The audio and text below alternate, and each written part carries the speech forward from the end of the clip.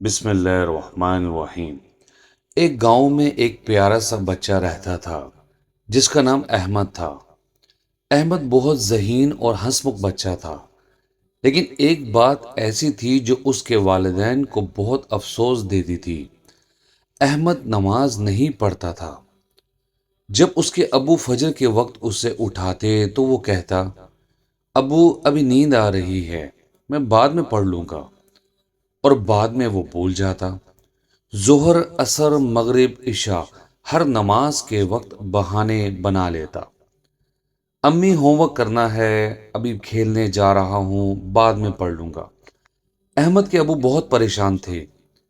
ایک دن انہوں نے احمد کو پاس بٹھایا اور نرمی سے کہا، بیٹا، نماز اللہ سے بات کرنے کا ذریعہ ہے۔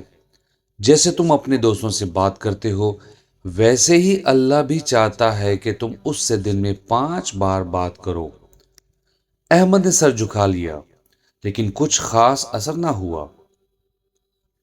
ایک رات احمد نے خواب میں خوبصورت باغ دیکھا، جہاں پھول کھل رہے تھے، پرندے چہچہا رہے تھے اور بچے خوشی سے کھیل رہے تھے۔ وہ بھی اس باغ میں جانے لگا، لیکن دروازے پر ایک فرشتہ کھڑا تھا۔ فرشتے نے پوچھا، کیا تم نماز پڑھتے ہو؟ احمد نے شرمندگی سے کہا، نہیں۔ فرشتے نے مسکرا کر کہا، پھر یہ جنت کا باغ تمہارے لیے نہیں بیٹا، نماز پڑھو تاکہ یہ دروازہ تمہارے لیے کھلے۔ احمد کی آنکھ کھل گئی اور دل دھک دھک کر رہا تھا۔ اسی وقت وہ اٹھا، وضو کیا اور پہلی بار اپنے ابو کے ساتھ فجر کی نماز پڑھنے مسجد گیا۔ نماز کے بعد احمد کے چہرے پر سکون اور روشنی تھی۔